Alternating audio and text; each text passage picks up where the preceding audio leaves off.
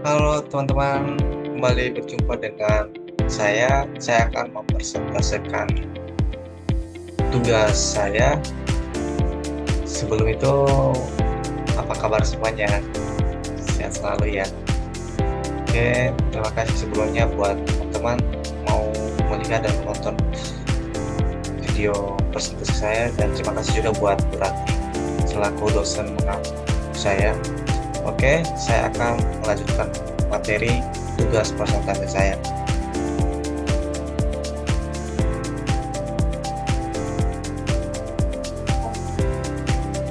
Nah, di sini saya mengambil tema yaitu pendirian kantor konsultan desain. Pendahuluan. Pulau Nias yang terletak di tepas pantai barat Sumatera Utara merupakan wilayah yang kaya akan budaya, sejarah, dan potensi pembangunan. Dalam beberapa tahun terakhir, pembangunan infrastruktur dan kebutuhan akan perencanaan ruang yang berkelanjutan semakin meningkat seiring dengan berkembangnya sektor pariwisata, pendidikan, serta kegiatan ekonomi masyarakat lokal. Namun, ketersediaan layanan profesional di bidang desain arsitektur ini, perencanaan kota, dan pengembangan ruang publik masih terbatas. Untuk menjawab tantangan dan peluang tersebut, kami berinisiatif untuk mendirikan kantor konsultan desain INIAS yang bertujuan untuk memberikan pelayanan perencanaan dan desain profesional yang inovatif, berkelanjutan, dan responsif terhadap kebutuhan lokal. Kantor ini akan menjadi mitra strategis bagi pemerintah, daerah, lembaga swasta, organisasi masyarakat, dan individu dalam mewujudkan ruang-ruang yang fungsional, estetis, dan berakhir pada kearifan lokal INIAS.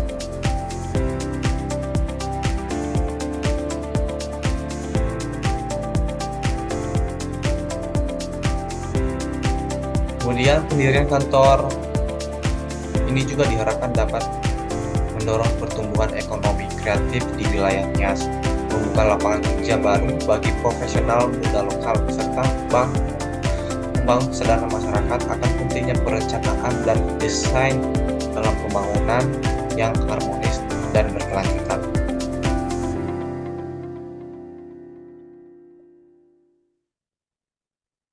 Kemudian di sini ada latar belakang. Seiring dengan meningkatnya perhatian pemerintah dan sektor swasta terhadap pembangunan infrastruktur dan kawasan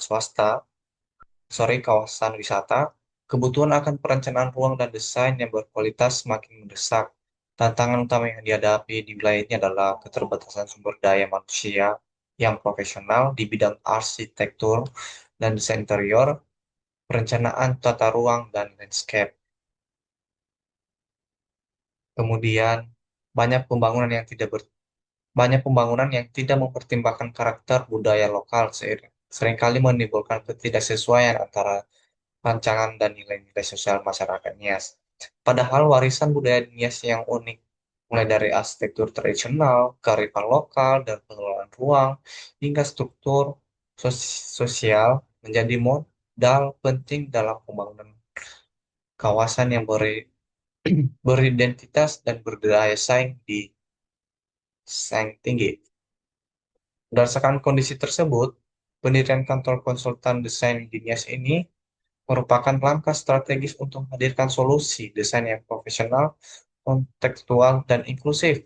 Kantor ini bertujuan tidak hanya memberikan layanan yang teknis, tapi juga membangun kolaborasi dengan masyarakat, pemerintah, dan mitra pembangunan guna menciptakan ruang yang harmonis dan berkelanjutan. Dengan memperhatikan perkembangan sektor pembangunan, pariwisata, dan meningkatnya kesadaran akan pentingnya desain yang konseptual dan berkelanjutan, pendirian kantor konsultan desain di Nias memiliki potensi pasar yang sangat menjanjikan. Kehadiran konsultan lokal dan menjawab kebutuhan strategis, pembangunan berbasis lokalitas, serta membuka peluang kolaborasi yang luas dengan sektor publik dan swasta. Kemudian di sini ada tujuan menyediakan layanan desain, arsitektur, tata ruang, interior, dan landscape yang profesional dan sesuai dengan kebutuhan masyarakat lokal. Kemudian ada mendorong pembangunan yang memperhatikan nilai-nilai budaya, lingkungan, dan keberlanjutan di wilayah Nias. Menjadi mitra strategis bagi pemerintah swasta dan masyarakat dalam perencanaan dan pembangunan kawasan. Kemudian ada mengembangkan kapasitas dan keterampilan tenaga lokal di bidang desain dan perencanaan melalui pelatihan kerja sama proyek. Kemudian ada meningkatkan kesadaran masyarakat akan pentingnya desain yang baik dalam menunjang fungsi estetika dan kenyamanan lingkungan binaan.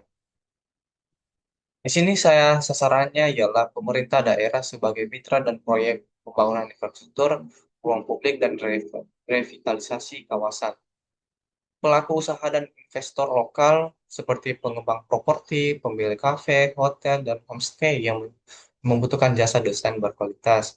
Kemudian ada masyarakat umum, terutama pemilik rumah tinggal dan usaha kecil menengah yang ingin membangun atau berenovasi bangunan mereka dengan pendekatan desain yang efisien dan estetis. Lembaga pendidikan dan komunitas lokal untuk menjalin kerjasama dengan edukasi pelatihan dan pembinaan generasi muda di bidang desain dan arsitektur. Organisasional, organisasi sosial LSM yang bergerak di bidang pengembangan masyarakat, pelestarian budaya dan lingkungan untuk proyek kolaboratif. Peramalan penjualan. Di sini peramalan penjualan didasarkan pada potensi proyek yang tersedia di wilayah Nias, termasuk dari sektor pemerintah, swasta, dan individu.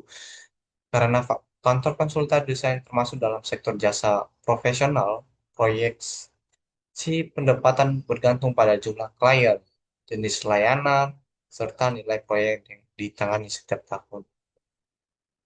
Asumsi dasar peramalan.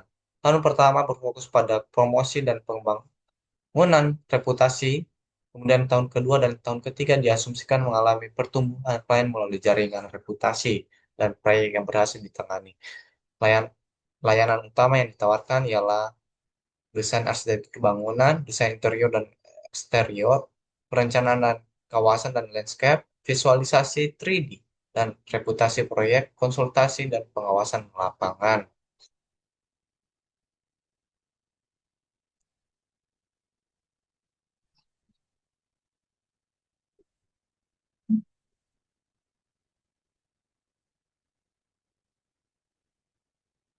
Nah, di sini ada perkiraan penjualan per tahun di tahun pertama dan sampai tahun ketiga. Jenis layanan, rata-rata harga per proyek, jumlah proyek, atau per tahun, dan total pendapatan. Desain rumah tinggal ada 10 juta, misalnya 12 proyek per tahun, dikali 12 kali 10 jadi 120 juta. Kemudian ada desain ruko atau usaha kecil, 15 kali 8 proyek, ada 90. Kemudian ada proyek pemerintah Republik, desain interior dan renovasi. Eh, Oke, next. Eh, Proyeksi pertumbuhan atau asumsi 20% pertumbuhan per tahun. Tahun pertama itu ada 465 juta dan tahun kedua adalah 558 juta. Nah, di sini perkiraan ini bersifat konservatif dan dapat meningkat seiring reputasi dan jangkauan layanan yang meluas. Biaya operasional dan gaji pegawai belum diperhitungkan.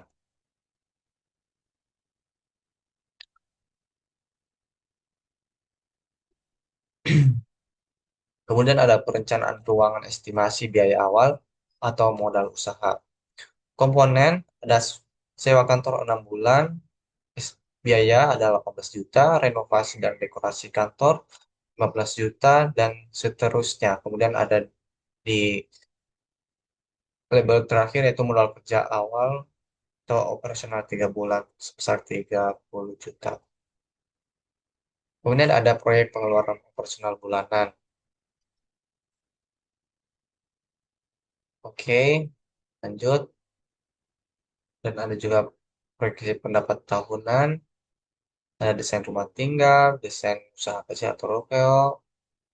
Oke, estimasi laba bersih tahun pertama, yaitu ada komponen pendapatan tahunan, biaya operasional tahunan, penyusutan dan tak terduga, laba kotor, pengembalian modal, dan laba bersih tahun pertama.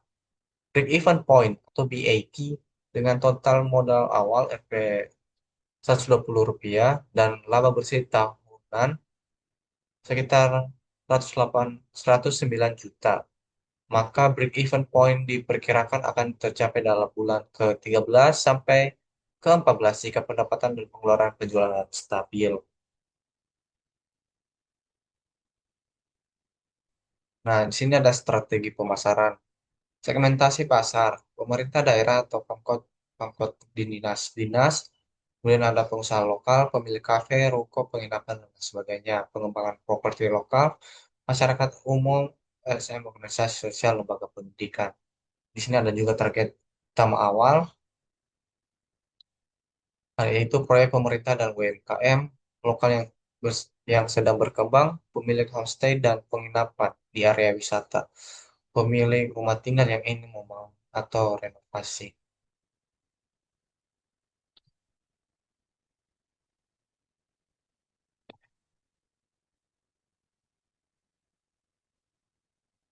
Oke, kesimpulannya yaitu pendirian kantor konsultan desain Dinias merupakan langkah strategis dan relevan dalam mendukung proses pembangunan yang berkelanjutan, berkualitas, dan berbasis kearifan lokal. Di tengah meningkatnya kebutuhan akan layanan perencanaan dan desain yang profesional, baik dari sektor pemerintah, swasta, maupun masyarakat umum. Kehadiran konsultan lokal yang memahami konteks budaya dan sosial sosial Pulau Nias sangatlah penting dengan menawarkan layanan yang mencakup desain arsitektur, interior, dan perencanaan kawasan, hingga visualisasi proyek. Kantor ini dapat menjadi mitra terpercaya dalam setiap tahapan pembangunan visi dan tata ruang. Analisis pasar menunjukkan bahwa peluang usaha ini cukup besar, mengingat terbatasnya kompetitor lokal, potensi pertumbuhan sektor pariwisata dan infrastruktur, serta meningkatnya kesadaran masyarakat akan pentingnya desain yang fungsional dan estetis. Kemudian ada perencanaan keuangan menunjukkan bahwa usaha ini layak secara ekonomi dengan potensi pengembalian modal dalam waktu relatif singkat. Strategi pemasaran yang memadukan pendekatan digital dan relasional akan memperkuat posisi bisnis ini sebagai penyedia jasa desain yang profesional, terjangkau, dan berdampak sosial.